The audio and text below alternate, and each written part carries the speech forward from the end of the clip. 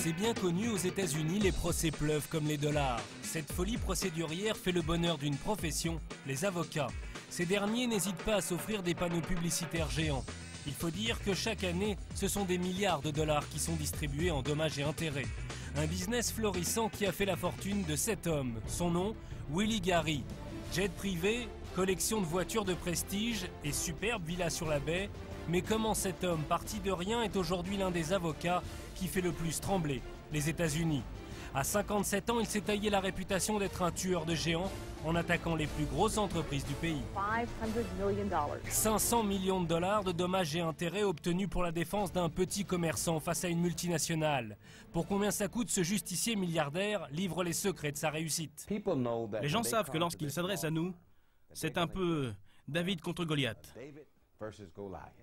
Nous attaquons les grosses entreprises et nous défendons les tout petits. Et cela nous réussit plutôt bien.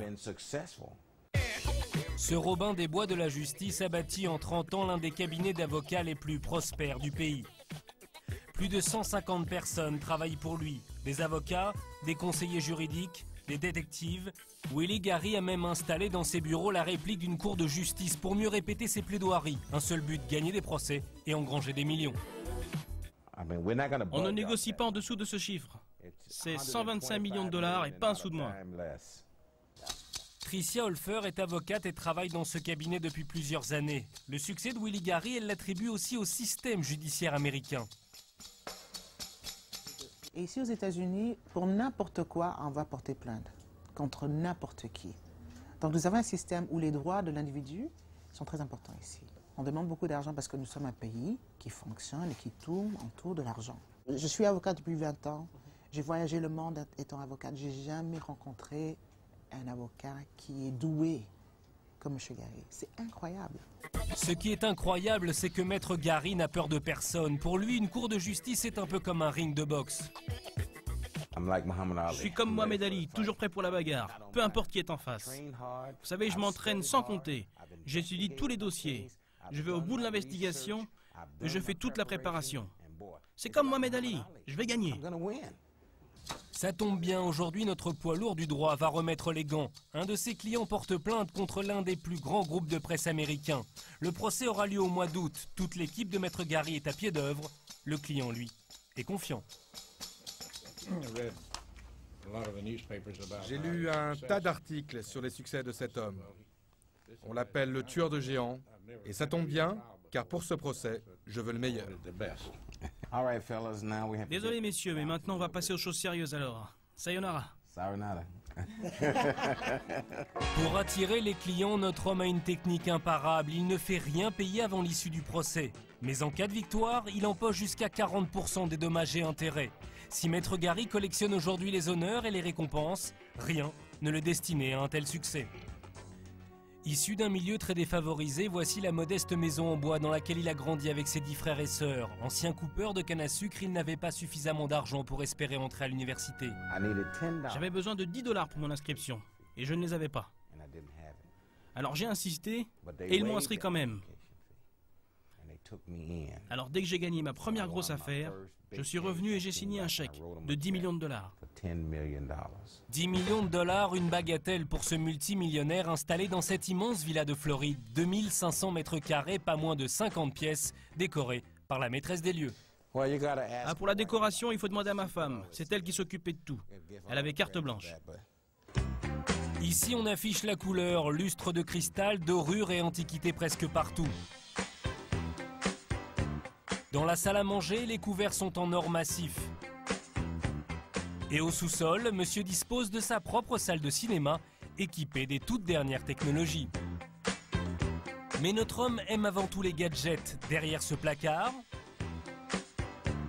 voici l'ascenseur privé que Maître Gary utilise chaque jour.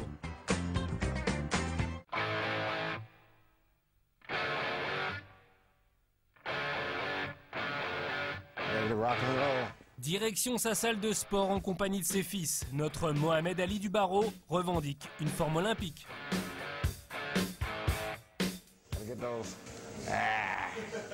L'apparence pour lui c'est essentiel. Willie Gary ne néglige donc aucun détail. Vous n'avez jamais de seconde chance pour faire une première bonne impression. Vous savez, il faut que ça en jette. Aujourd'hui, je vais prendre ce costume à rayures. Et il me faut une cravate.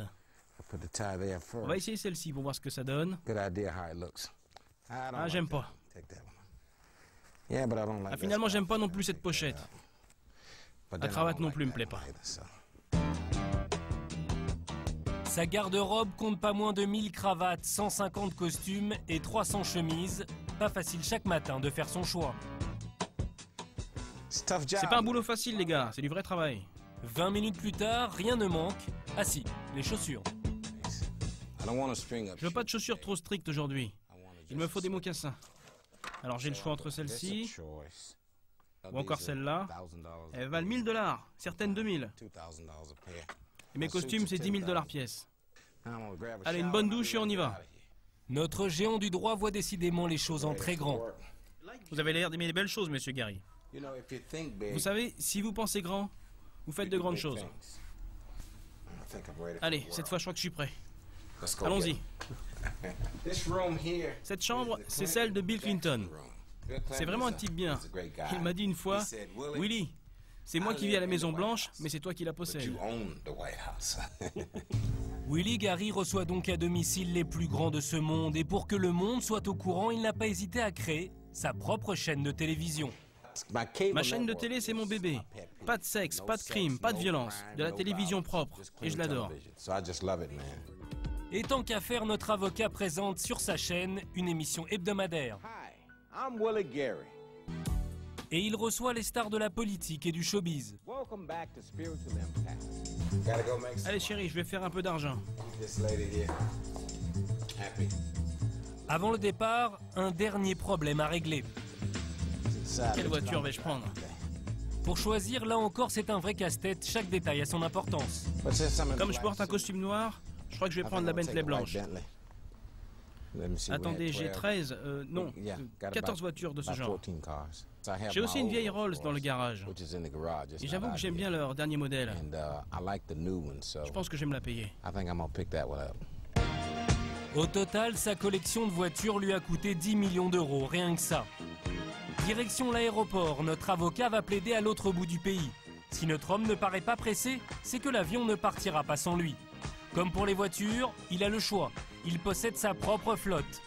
Voici aujourd'hui l'avion qu'il a choisi. Et il ne fera pas le voyage tout seul, l'un de ses associés le rejoint. Le trajet servira à nos deux ténors de dernière répétition avant la plaidoirie. Vous êtes à bord des ailes de la justice. Là, on s'apprête à aller livrer bataille à l'autre bout du pays. Nous avons un procès à Los Angeles. Vous savez, cet avion, nous l'avons depuis environ 3 ou 4 ans. Il est parfaitement équipé. Fax, téléphone, Internet, enfin, tout ce qu'il faut pour rester en contact permanent avec le bureau. Vous savez, parfois, on tient même des conférences. Et il m'arrive également de prendre des dépositions dans cet avion. Ça me permet vraiment de continuer à travailler tout en me déplaçant. Le voyage s'annonce plutôt agréable. À l'intérieur, c'est le grand luxe. Cuir et marqueterie à tout va. Salle de bain avec robinet en or, s'il vous plaît. Écran plasma encadré comme des toiles de maître. Bref, tout le confort d'un vaste bureau à 7000 mètres d'altitude. Mon associé et moi, lorsque nous débarquons de cet avion, la partie adverse sait que la guerre est déclarée et que c'est du sérieux. Très sérieux en effet, car cet avion lui a coûté plus de 20 millions de dollars. Le prix à payer pour prendre de la hauteur et écraser ses adversaires avant même le début d'un procès. Vous l'aurez compris, aux États-Unis, réussir dans le droit permet surtout d'en mettre beaucoup à gauche.